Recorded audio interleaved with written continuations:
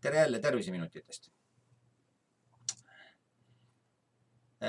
Oleme siis jälle taas siin uurimas, millised vaimsed põhjused on siis kõik võimalikel meie siis kehalistel hädadel. Noh, me ju teame, et keha on tegelikult, ütleme, esimene kiht, mis on meil ümber hinge. Ümber on vale sõna, eks hing ju päästab tervet keha. Aga need vaimsed põhjused on siis, noh, tegelikult, nad üsna palju nad käivad selliste analoogiate põhjal, eks ju, et noh, et kui on kõriprobleemid siis nagu rääkimisega või väljendamisega üldse. Aga noh, ühesõnaga, kui nende asjade peale mõelda, siis need annavad meile siiski pildi, noh, kuidas öelda, mida me elus valesti teeme. Selles mõttes, et ükski haigus ei tule tegelikult meile lihtsalt niisama, et noh, mingi osa läks katki. No umbes nagu auto läks, et osa kulus ära, läks katki. Et tegelikult on kogu meie maailm tegelikult. Me võime ka, ütleme, oma nii-öelda väliseid probleeme. Noh, ütleme näiteks, et me jääme oma töökohast ilma. Noh, see on suur probleem, eks ju, sissetulekut ei ole. Ja seda võib teatud mõttes võtta kui haigust. Ühesõnaga, see, kus me töötame, see meie väline keskkond, see on ju tegelikult mingi osa meie kehast. Noh, ta ei ole see keha, eks ju, aga ta kuulub ka meie juurde, ta on lihtsalt natuke välisem ring. Keha on nii-öelda kõige see esimene kiht kohe, mis on kõige lähemal enda hingele, enda selle keskused. No, selle algallikas, no, ma ise tajun teda kuskil umbes selle koha peal, kus see hinge keskus umbes on, eks ju. Et siit on see algallikas, kus me siis nii-öelda välja kasvame. Ja noh, see algallikas siis, noh, esimesena moodustab siis keha, eks ju. Ja vastavalt sellel, millised on meie uskumused, siis noh, need haigused võivad siis ilmneda ka välistes keskkonnas. Ja tegelikult on tavaliselt see, kui välises keskkonnas mingi asi seal logiseb meil elus. Noh, tüüpiline näide on ju see, et noh, mul tuleb külmetushaigus siis, kui mul on töö juures mingisugused probleemid, ma ei taha sinna üldse minna. Siis keha justkui annab mulle hea ettekäände mitte minna. No mul endal on siin näiteks, noh, mul kipuvad kannalõhed olema ja ma käin iga hommik jalutamas. Ja võt, kui ma vahel nagu üldse ei viitsi minna, mõtlen, et nagu ei tahaks, et nii halvad ilmad on näiteks välja. Noh, kuigi ma ausalt, ega halbu ilma eriti polegi olnud. Vähemalt viimase 1,5 aasta jooksul ma olen võib-olla 2-3 nii-öelda enam-vähem halba ilma näinud.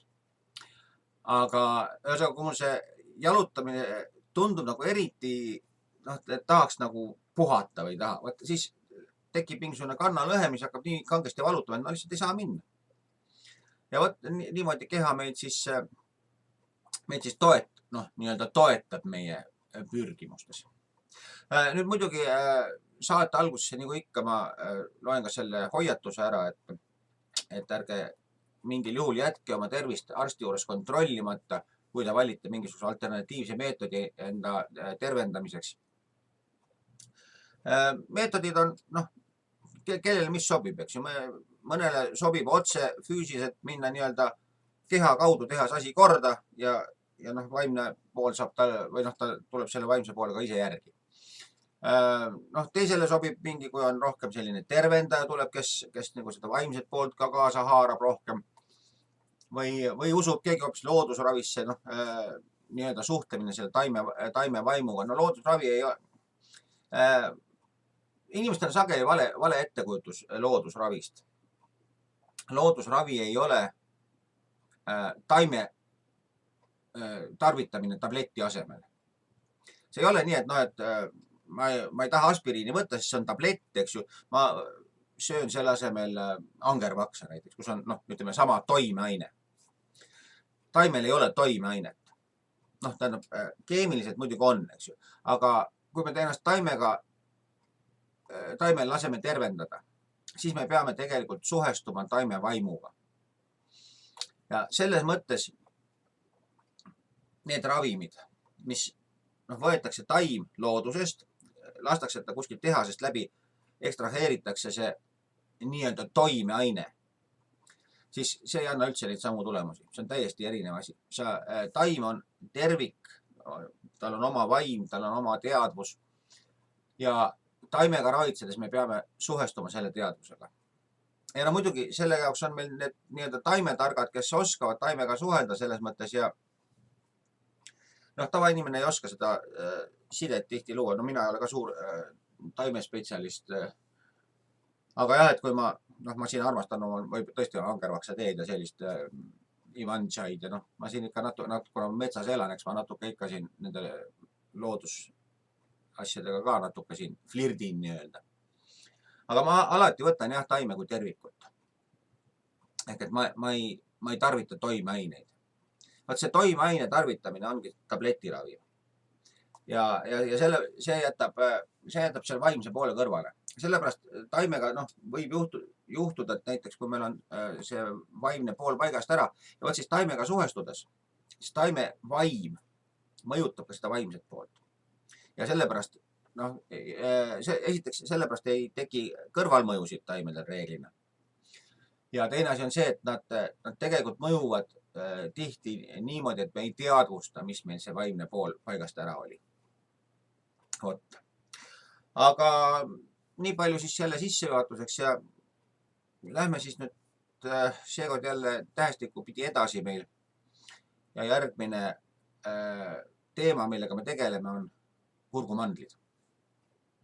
Ja tegelikult kurk laiemalt ka. Aga kõigepealt kurgumandlid. Kurgumandlid on meil nagu ütleme, kurk on meil värav meie sisse, see neel, mida pidi meie sisse pääseb meie nii-öelda sisemaailma, meie väga sellesse kõige intiimsemasse piirkonda. Selles mõttes ta ei ole nüüd, nagu ma enne ütlesin, ka töökoht on meil teatud mõttes sisemaailma. Aga ta on lihtsalt, ta on laiemal, eks tulebki keha, siis tuleb kodu, siis tuleb töö. Need on sellised nagu laienevad ringid järjest, kus meie enda nii-öelda intiimsus järjest kahaneb, eks ju. Sõprusringkonnad ja seal. See kõik on meie ümber ja see kõik on meie osa. Keha lihtsalt on neist nüüd kõige nii-öelda lähedasem. Keha on see, mida me peame tõesti iseendaks. Edasi me juba siin selle keha piiri peal me tõmbame äsken piiri vahel, ütleme, et see enam ei ole meie, eks ju. Et kodu on näiteks midagi muud. Kuigi kodu on nüüd, me tõesti jälle on selline asi, mida me oleme seal selle tunde vahel, et selles mõttes ütleme, kodu välisuks on nagu kodukurk, eks ju. Kui me nüüd hakkaks sealt väljaspoolt sisse tulema, siis tuleks välisuksest sisse ja siis tuleks suust sisse, eks ju, kui me enda nii-öelda sisemus väljast sisse liiguks. Ja nüüd kurgumandlid on siis, need, kes püüavad igast viirused ja asju võtavad selle löögi enda peale, nad ei lase sinna sügavamale minna. Sellepärast on ju probleem alati, need, kes lasevad kurgumandlid ära lõigata, mul endal ka muide ära lõigatud. Nendel kipuvad need viirusinfektsioonid minema kohe sügavale neelu. Aga kui mandlid on ees, siis nad püüavad selle kinni ja jätavad siis siia nii-öelda ette otsa ja siis saab organism ka siin võidelda. Ja kui meil on probleem kurgumandlitega, siis on, ütleme niimoodi, et kas me ei ole rahul sellega, mida nad meile sisse lasevad. Midagi, kui mandlid on haiged, eks olete mangiin näiteks. Tegelikult tihtipeale mandlid lõigatakse ära siis, kui angiin muutub lausa krooniliseks. Nad ongi kogu aeg haiged, nad ei saagi põhimõtteliselt, ei saagi oma tööd teha, sellepärast, et nad on ise kogu aeg haiged. Ja võt, siis on meil, nad ei lase neelata, eks ju. Ja võt, see ongi selline olukord, kus meie elus on justkui mingisugune tükk, mida me ei suuda alla neelata. Mis jääb meile kurku kinni, mis tekitab meis valulikkust. Me ei saa taga jagu, see on mingi probleem, ma ei tea, mingi konflikt mingite inimestega või see võib väga erinev olla, eks ju. Ja see on just selline, et ma ei saa neelata, on see kurgumandlite probleem. Kui me nüüd kurgust natuke laiemalt räägime, siis kurgul on tegelikult mitu funktsiooni. Üks asi on seesama allaneelamine, teine asi on väljendamine, mis tuleb siis vastand, eks ju. Ja väljendamine nüüd on tegelikult ongi allaneelamine väljendamine, eks ju, see kaks äärmust põhimõtteliselt.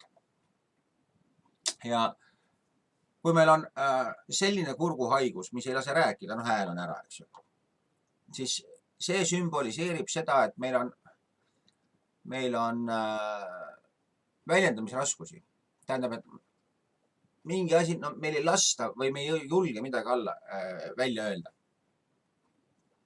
Ja see on nüüd üks tüüpiline selline kurgutõbi, eks ju, kõigil meil on hääl ära olnud. Kui see, mõnedel on lihtsalt seda sagedamini, mõnedel on vähem, eks ju. Näiteks ka igasugused häälepaelde haigused käivad sinna alla. Aga see väljendamisprobleem on jah, kui tüüpiliselt, kui me kujutamegi ette, et meil on hääl ära, eks tavaline külmetushaigus, aga hääl läks ära, aga käisema, ei saa mitte midagi rääkida. Eks ju, siis see vaimses plaanis on täpselt seesama asi, et me lihtsalt ei lase endal asju välja öelda. Ja see on kindlasti meie sisene probleem, see ei ole see, et meil ei lasta välja öelda, vaid see on ikkagi just see, et me ise keelame, me kardame. Ja nagu te olete siin saadete jooksul ju kindlasti märganud, et enamus haigusi on mingisuguse emotsiooni või vajaduse alla surumine, eks ju. Ja siis see hakkab väljendama mingisuguse haiguses, see on hästi loogiline. Ja võtta enda väljenduse maha surumine on täpselt samamoodi. Ehk et siis kurgul on, üks asi on see, et kui kurg valutab, me ei saa neelata. Tähendab, on väljas mingi probleem, mida me ei suuda alla neelata. Sealt järgmisena tuleb see, et probleem, mida me ei suuda seedida, eks ju. Kui lähme järjest allapool. Aga mõte on tegelikult sama, et kui meil seal väljas on mingisugune asi, mida me ei suuda integreerida, tegelikult see on see, et me ei suuda endasse integreerida. Ehk alla neelata. Siis on kurgumandlid haiged, eks ju. Siis tunnimehed on seal ees, teevad meil haiget ja ei lase, eks ju. Kui on hääl ära, siis on see, et me ei luba endal väljendada. Näiteks me kardame, eks ju, et me oleme lapsepõlvest saadik kogenud seda, et kui me oma juttu välja räägime, siis me saame, meid põlatakse ära või tavaliselt on see, et me jääme siis armastusest ilma, eks ju. Et see on see põhiline, mida me kardame. Ja kolmas asi, mis kurguga on see, et mul on kõri pihku võetud. Et nagu lämmata tunneb, ma ei saa hingata, eks ju. Ja ongi, muide, kui on hingamisprobleemid, siis ongi see, et inimesel ei ole nagu piisavalt pürgimusi elus, eks ju. Kui ma hingan kinni, ei saa, pitsitatakse kõri kinni nii-öelda, siis on, ma olen sattunud sellisesse olukorda, kus mul on nagu nöörib kõri, eks ju. Ma olen kas väga suures kitsikuses. See võib olla näiteks kõige tavalisem rahaline kitsikus. Rahad on nii otsas, et mul on kõri kinni täitsa, ma ei saa mitte midagi teha, eks. Ja siis see võib ka väljendada kurguhaigustes. Aga see ei pea muidugi ainult rahaline olema, sellepärast, et see on mitmesugused sellised, kuidas öelda, ummikseisud. Et kui ma olen ummikseisus sellised, ma tunnen, et mul on kõri kinni, siis mul tekivad kõrihaigused ja ma ei saa hingata, eks. Hingamine on see, et kas ma hingan täiel rinnal, kas ma julgen elada, see on elamisjulgusega seotud. Kui mul elamisjulgust ei ole, need on nüüd jälle see, kui ma ei julge ennast väljendada, see on julguse puudus, eks. Siis väga sageli on ka see, et ma ei saa julge hingata või ma ei julge nii-öelda täiel rinnal hingata. See on sama teemat, me umbes käsitlesime kopsuhaiguste puhul, mis on ka, et ma olen nii-öelda kurbusest, ma ei saa hingata, eks ma ei julge nagu elu sisse võtta endasse. Vot, see oleks siis nüüd enam-vähem kurguhaigustest, noh, et saate aru, eks ju, et on väljendamisraskused, allaneelamisraskused ja kõri kinni. Et need on nagu 3 printsiipi, mis siis kõriga seotud meil siis kõrihaigusi tekitavad. Nii, ja nüüd järgmine, millest ma räägiks, oleks kurnatus. Kurnatus on, noh, see on muidugi päris lai mõiste, ta võib olla seal depressioonist ja millest iganes. Aga noh, selline jõuetuse tunne, et ma olen nii läbipõlemissündroom näiteks, eks on see, et noh, läbipõlemissündroom tekib sellepärast, et ma püüan armastust välja teenida.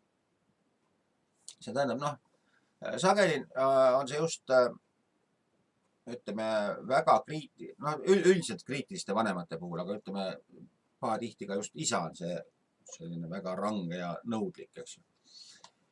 Ja siis ma elan läbi elu sellisena, et ma katkestan ennast või ära. Ma tahan seda kiitust saada maailmalt. Ma tahan olla nii tubli kui võimalik. Ja võtta, see on nüüd, ja vaata, kuna ma ei saa seda rahuldust nii kunagi, et ükskõik kui palju ma pingutan. Ma siin just paar päeva tagasi rääkisin siin abikaasaga, tal on seal Korea popis on tal igast iidolid ja seal oli üks enesetapp ja tegi enesetapuks üks popiidol. Ja see oli hea näide sellest, kuidas inimesel oli nagu, ta oli väga andekas, tal oli tohutu populaarsus. 10 000 inimesed käisid tema kontsertitel, eks ju. Aga mida tal ei olnud isa õnnistust.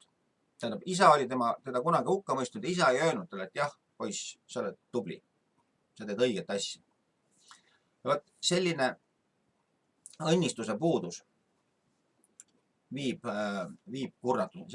Ja noh, ühesõnaga ta rabeles ja ta oli juba jõudnud ju väga kõrgele, eks ju. Aga see on nagu põrgus vee joomine, et sa jood ja jood, aga su janu ei kustu. Kunagi oli veel, ma ei mäleta, mis seriaali ma vaatasin, kus Ameerika president läks psühhanalüütiku juurde ja kurtis ka, et näed, et ma ikka tunnen, et ma ei ole ikka seda väärt ja ma ikka, isa ikka ei pea must lugu. Et noh, ta oli jõudnud nii-öelda tippude tippu, eks no, tantsi niekuda, nagu öeldi vanasti. Aga kui sul ei ole seda tunnet sees, et isa on sind heaks kiitud, ehk seda isa õnnistust, siis sa jäädki seda rabama ja sa kurnad ennast ära ja sa kurnad ennast surnuks. Ütleme, see on üks tüüpilisi põhjusi, miks surrakse infarkti. Ongi just see, et lihtsalt kurnatakse ennast lõplikult läbi, enam ei suudeta, aetakse kogu aeg taga seda isa kiitust. Või noh, need on 2 asja. Ema armastus ja isa õnnistus on need, mille peab laps ellu kaasa saama. Ja tegelikult seda jõuetuse tunnet võivad anda mõlemad. Praegu ma just rääkisin sellest isa õnnistuse poolest, mis on siis mis on väga, väga oluline, sest isa õnnistus on see, et mul on väge teha, aga ma rakendan seda väge, kuidas öelda siis, mitte selle asja enda nimel, vaid selle kiituse nimel. Ja siis ma kurnan ennast surnuks, sellepärast, et seda kiitust ei tule, ükskõik kui palju ma pingutan, seda ei saa tulla. Ja teine pool on siis, kui on ema armastuse puudus. Siis on see jõuetus, must ei ole millegi tegema. Mul puudub tahe, ma olen siuke, mitte keegi, eks ju. Et selles mõttes ema armastuse puuduses, kes vaevleb, see ei rabele, see ei püüa ennast tõestada. Ja ei põle sealjuures läbi. Ta on ühesõnaga tahtetu, ta on siuke lõdva. Ta ei taha mitte midagi, ta on omaette. Kellel on isa õnnistusega probleem, see on see, kes siis ründab, ta võib saavutada väga kõrgeid tippe, eks ju, ta võib jõuda olümpiavõitjaks või Ameerika presidendiks või mis iganes. Ühesõnaga see vajadus seda saada, seda õnnistust, see on nii suur. Ja tegelikult selle lahendus on nüüd selles, et tuleb jõuda selle tundeni, see on tohutu vägi, mis meid edasi ajab. Aga see vägi kurnab meid ära nii kaua, kuni me kasutame seda väge selleks, et seda õnnistust saada. Kui me nüüd taipame ära üks hetk, et meil ei ole, et tegelikult see õnnistus on meie enda sees. ja ühesõnaga see meie tegevus lülitub hirmust armu peale, et me mitte ei tee selleks, et me kardame, et muidu meid ei õnnistata, vaid me teeme sellepärast, et me armastame seda tegu, see on minu tahe, mida ma teen ja vot siis seesama hakkab meid väestama. Ehk et siis nüüd kokkuvõtlikult jah, et no põhiliselt on see isa õnnistuse probleem, aga lihtsalt selline nõrkus, lõtvus, tahtetus, see võib olla ka ema armastuse probleem. Vot, ja nüüd on siis tänaseks on meil jälle saade kenasti ühel pool. Sügis jõuab varsti talve, meil juba, ma täna käisin veel vist viimast korda nüüd ujumas, ma ikka hommikul peale seda jalutuskäiku olen ikka korra tiiki hüpanud. See annab tohutult võimsa tunde, annab see siukse sädelet, kui välja tuleb. Aga täna oli juba küll nii külm, et mõtlesin, et vist enam ei lähe. Aga no eks paistab. Eks ma homme otsustan seda, kui ma tulen jälle hommikused jalutuskäigud. Aga teiega oli siin väga vahva taas olla ja usun, me saime mõnes kohast jälle natukene targemaks. Saime aru, kuidas oma neid vaimseid maailmu reguleerida. Ja kohtume teiega jälle nädala pärast. Kõiki head ja nägemist. Tšau, tšau!